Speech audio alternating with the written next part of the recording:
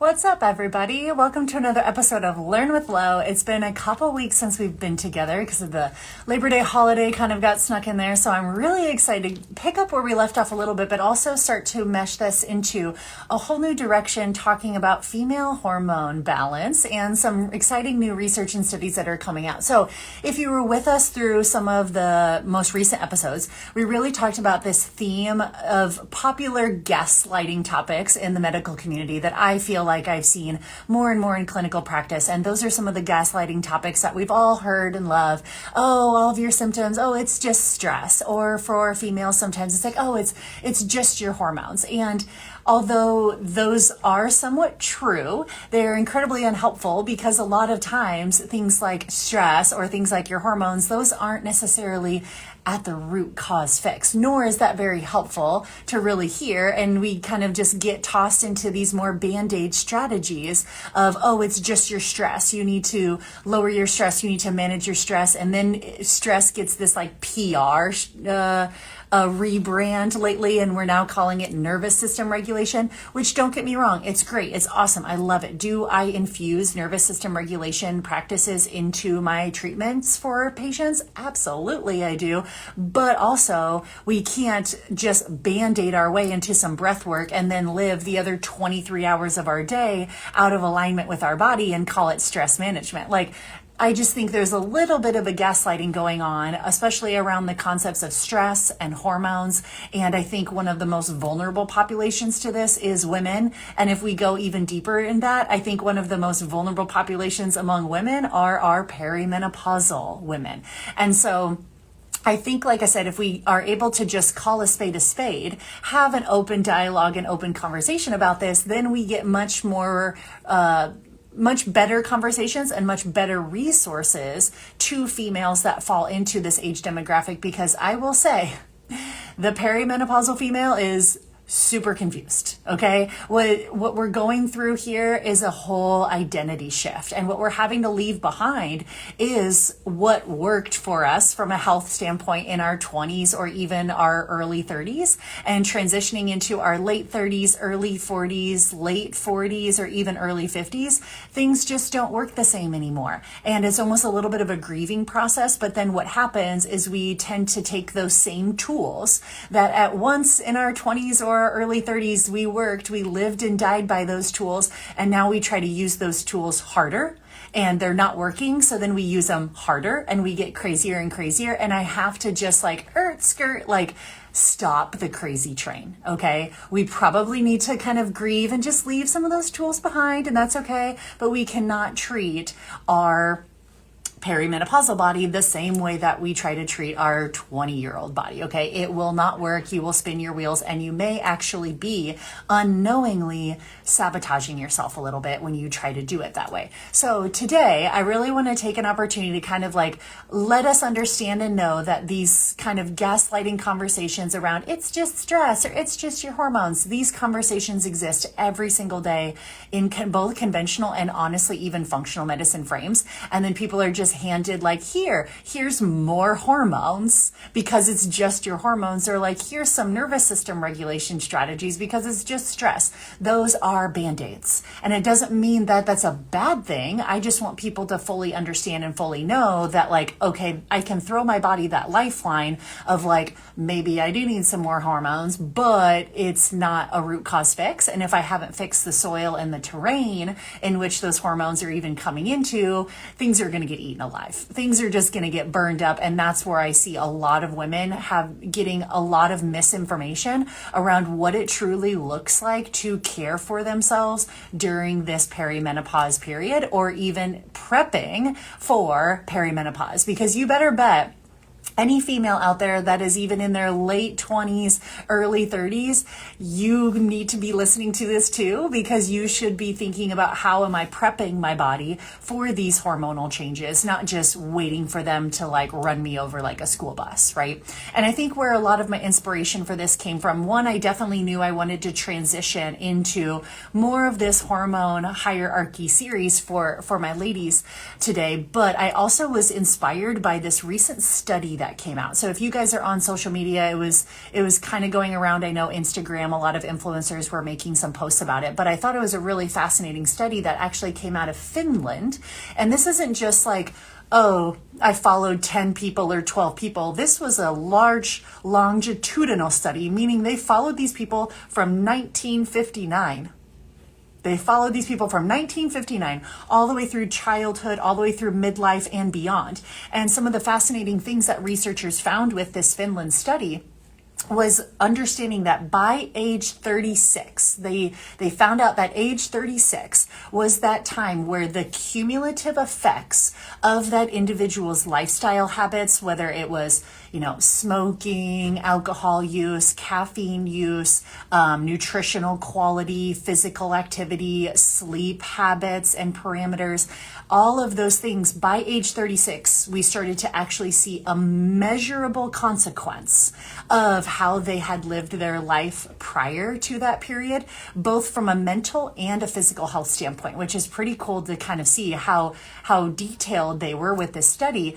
And that age 36 was the first age where some of those elevated risk factors for heart disease, depression, early mortality, and became really, really clear. So I think from this study to really understand, like, wow, that age 36 was kind of one of those like fork in the road. It was one of those like turns of the trajectory of what is the next years of our life going to look like? And many people, even at age 36, maybe aren't thinking about their health when they're 50 and 60 and 70 and 80 and beyond.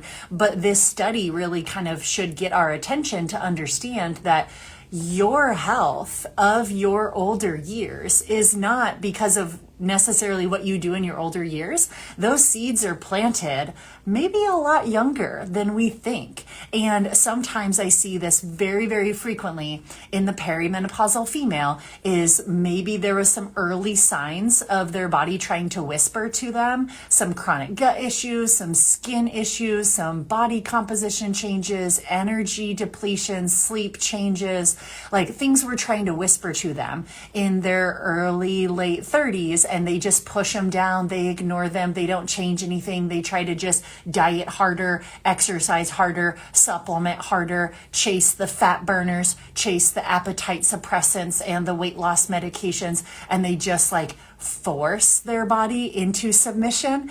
And pretty soon those whispers, they're missing such a critical decade where they can actually make some change. And that ages, like, call it 36 to 46, the females of the world are confused, right? We are out there, we are getting bombarded with diet advertisements and supplement advertisements and all of these types of things. And before we know it, I tend to see people that are almost on like the cusp or the tail end of that 36 to 46 decade. And they're looking back and they're like, I kind of did this all wrong, didn't I? I'm like, well, yes, but that's okay. Like, we can start to kind of like put in a little bit of a triage strategy there at age like 46, 47, 48, 49, 50. And it's like, if we just had more well-equipped information, better health conversations from that age demographic of like 36 to 46, how much of a better health trajectory could we be giving people? Not just, males and females, but specifically that perimenopausal female is that age 36 to 46 that exactly this Finland study found was such an influential time frame in determining the overall trajectory of the health in their older years.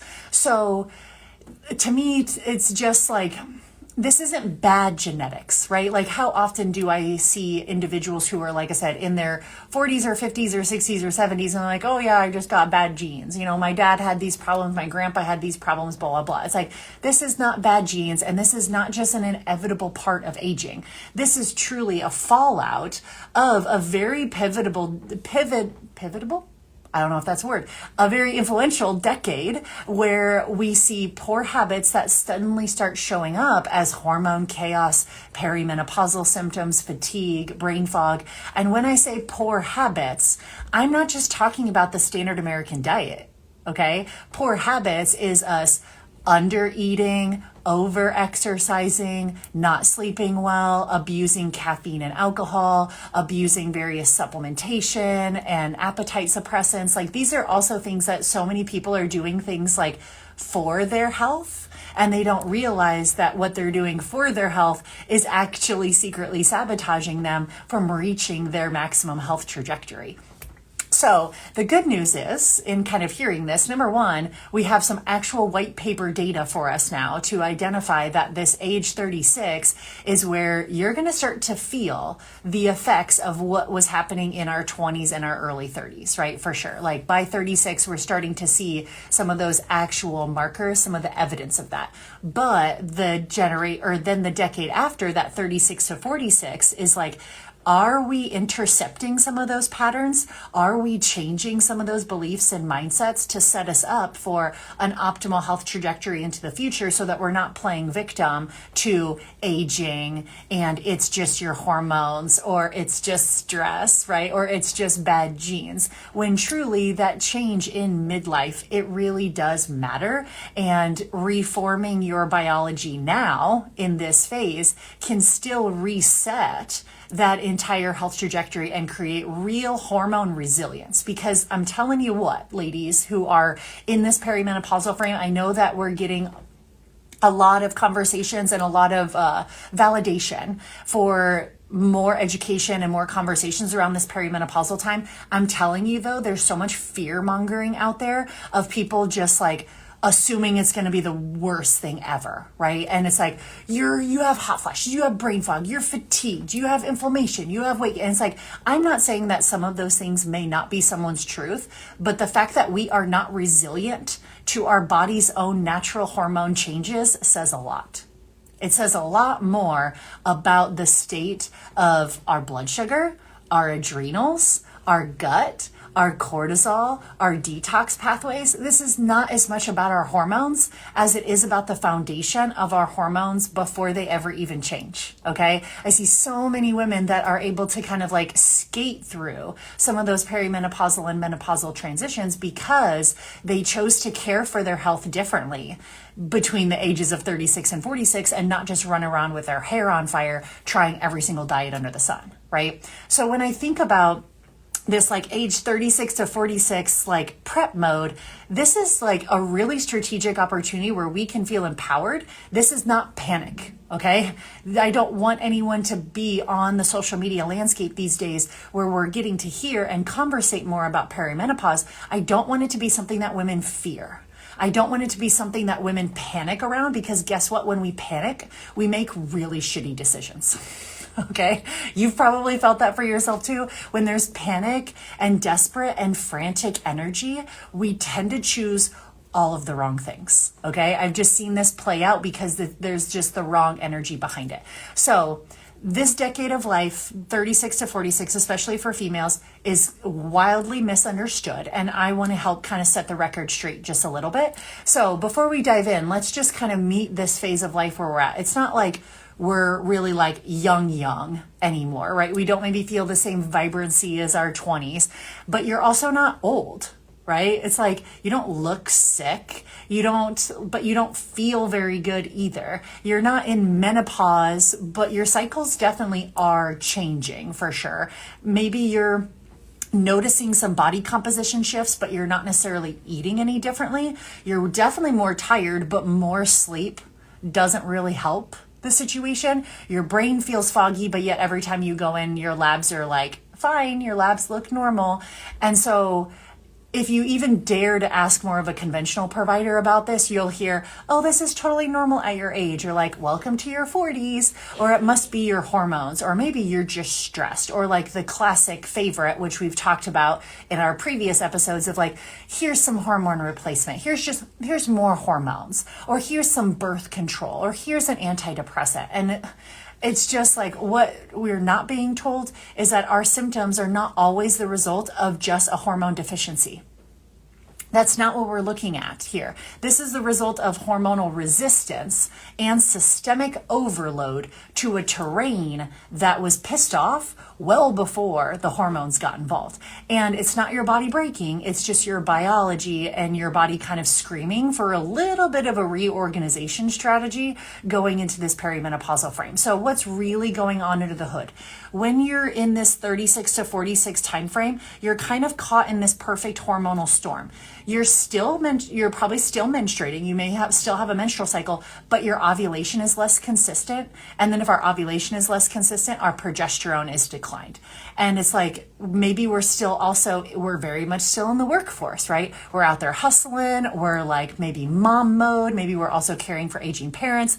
We're hustling, but our nervous system is just cooked. Right? And we're also feeling some changes in our body composition. So we're out there like taking appetite suppressants, we're under eating. And then before we know it, we're actually just running around very nutrient depleted. Okay. And we're then pushing our workouts even harder to try to get our body composition to respond. But then we're just inflamed and we're under recovered and we're just still carrying such a big load with zero preserves. But the kicker is you've been conditioned to think that your body composition change is just your metabolism aging and slowing down with age, or that your anxiety and your PMS are just part of being a female, and that your bloating and your migraines and your joint pain and fatigue, those are just normal for your age. And like pushing through means that you're strong and you're capable and you're productive. But what your physiology is trying to tell you, number one, your adrenals. Ladies, your adrenals are tanked, okay? It's called your HPA axis, meaning your hypothalamus pituitary adrenal axis is overworked from years of perceived stress response. Your cortisol is not just elevated, it is dysregulated. You are wired and tired at night, and then you're sluggish in the morning, and you're highly reactive, responsive, and irritable all day. Your immune system is very inflamed. Your gut is probably leaky. Your microbiome is a mess. Your detox pathways are clogged. Your ovaries are over here like trying to keep up, but they have fewer and fewer eggs and follicles to give, which lowers your progesterone and leaves our estrogen just like unopposed, which contributes to like cycle changes, breast tenderness, more heavy periods, clotting periods. And, because of those hormonal changes too, you're just going to feel more and more like overwhelmed by your typical day-to-day tasks, and the cycle continues all over again, right? It's like, but we're just not getting thrown the right solution. We just keep getting thrown like more pills. Here's more hormones to throw into a state that can't even detox the hormones that you are making right now. And the terrain that the hormones are trying to survive in is like Mach 3, right? It's like there's so much inflammation going on that we could put in all of the hormones, all of the fancy dancy supplements, and it's just going to get eaten alive. So what I really want to kind of like come full circle at today is like taking this amazing study that we found, this really influential time between 36 and 46. If we are trying to do all of those same like eat less, move more, shove my body with more hormones, what are we doing, right? We need a better way. That's not the way to go about it. And more often than not, we end up really frustrated, and sometimes even when women end up like more symptomatic when you're trying harder and you feel worse. That just makes anyone feel crazy, okay? So let's really flip the script here. Instead of just like hormone hacks or like more hormones, what are those foundational shifts that we actually need to prepare the body for in this perimenopausal period for long-term success? So I'm going to just keep it super, super simple for you guys. Of course, we can always double click on any of these and talk way more details. But in terms of like the perimenopause prep toolbox, I've narrowed this down to you to like 4 mindset shifts that I feel like are so important in perimenopause that may be a complete 180 from how you thought about taking care of your health in your 20s. Okay. Number 1, when it comes to nutrition, stop thinking about quality or quantity and start thinking about quality. Okay? Stop this stupid rat race around like, I'm counting my calories, I'm tracking my macros. It's like your body doesn't care. It doesn't think like that. Your body thinks in terms of blood sugar regulation and nutrient deficiencies. If you have blood sugar dysregulation and nutrient deficiencies, you could be tracking your calories and being in a calorie deficit until the cows come home and things are going nowhere, right? Your cells are just pissed off because they're full of inflammation and they're not getting the reserves that they need. So shifting that mindset away from maybe some of like the calorie counting, calorie tracking that might have worked in our 20s and trying to think a lot more about nutritional quality and blood sugar regulation is going to be the key for sure. When it comes to movement, here's pillar number 2. Movement, try to think about resistance over volume. So many perimenopausal women that are coming in, they're still doing like, oh, I do like an hour spin class and then I go on an hour walk a day and then I do an hour of yoga. And I'm like, stop with the volume, right? It's like, we don't need hours of exercise. We do need resistance though. So scale back the volume, scale up the resistance, and stop doing like 3 sets of 25 of every exercise that you do, or going into these like group fitness classes where it's like, I did 100 squats. I'm like, do 10 super heavy squats and like stop doing 100 and like hours and hours of workouts. Like your body is going to respond worse to more volume and respond better to more strategic resistance. So ditch the like volume and the hours of workouts and all of the million repetitions and go for more of the resistance over the volume. Shorter workouts, higher resistance. That's where the ticket's going to be. You're going to recover so much better. The other piece, the third pillar we need to really think about is we need to think about our time boundaries, okay? Everybody is going to ask a lot from you, and you're going to need to start to really audit where you're spending your energy and who you're spending your energy with. There's always the joke of like, oh, she's just hormonal because she's coming off as such a B. It's like, no, she's just setting a boundary with you and you're unhappy about it because you're used to her being able to walk all over her boundaries and her time. You're going to have to learn how to say yes to yourself and no to other people, and just let them have their feelings about that. Okay. So boundaries are a big one. It's something that I definitely talk about with my females. We look about it in terms of like your gut testing and things like that show a lot about how our boundaries are getting breached based off of how our immune system is responding as well too. So you think that there's not a connection between 80% of individuals who have autoimmune disease are women? This is not a coincidence, ladies. It's because we suck at boundaries, okay? And perimenopause is going to let you know that when those hormones disappear and the veil lifts, you're going to see firsthand what has probably been going on behind the scenes. You want to blame your hormones. It's not your hormones. It's the fact that you've been having these patterns for a long period of time. And now your hormones are like, I'm going to let you know about it. And then pillar number 4 is sleep is the new game to win. If there's anything to be competitive about, it's your sleep. How long are we sleeping? How deep are we sleeping? How early am I getting to bed? To me, that's the brag.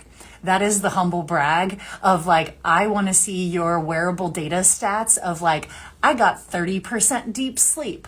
I went to bed at 9 p.m. Those are the stats to me worth bragging about. Is sleep is what to be competitive about. It's where your body regulates. It's where your body detoxes. You clear out brain fog. You're going to balance hormones. You're going to reboost immunity. This is a non-negotiable. And don't think that your sleep is not a body composition tool, because in perimenopause, it becomes one.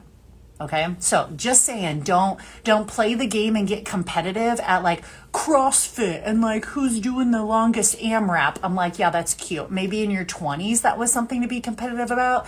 Now it's who's winning the sleep game. Okay. So thinking about shifting in these 4 domains, your hormones can finally freaking catch a break.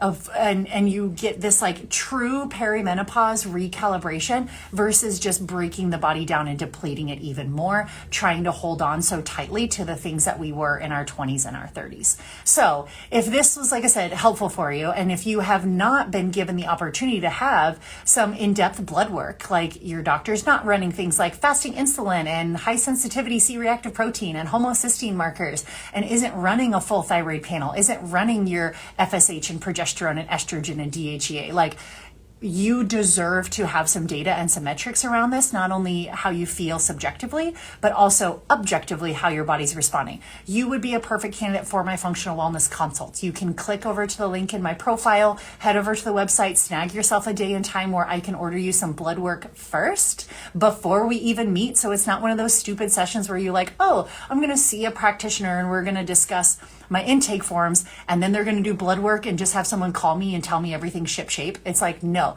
we're going to run blood work first, then we're going to be able to meet and actually talk about it and have a very thorough discussion of both subjective and objective markers. So I feel like the functional wellness consult is always a great place to start if you felt like this perimenopause transition is upon you and you haven't really been able to get a really good workup around that. You definitely deserve that, and it's something that is definitely available to you. So don't hesitate to click the link in my bio, schedule us a functional wellness consult. I'll get some labs ordered and we'll get to actually meet and dive in one-on-one. So hopefully this was helpful for you. Don't forget about your perimenopausal prep toolbox. Send this to all your girlfriends who you feel like can also benefit from this, and know that age 36 to 46, we got a lot of work to do. We got a lot of mindset shifts to reframe, but we also have a lot of potential on our plates. So great to see all of you guys, and we will see you guys again next week.